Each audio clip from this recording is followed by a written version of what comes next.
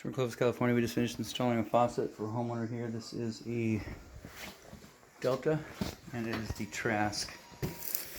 So there it is, the 19933-SPSD-DST. And of course it's marked also on the hot supply line, hot or the cold supply line underneath the cabinet.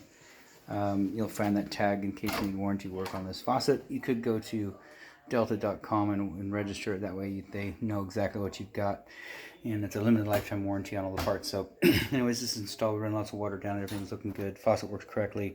We had to strap the hoses back, the integrated hoses from the faucet down to the valves, because there was a conflict between the hose. It was getting hung up, and so it's working correctly now. You got to kind of guide it in there, but it does have a magnetic mounting dock right there, so everything looks good. Outside of that, this installation is done.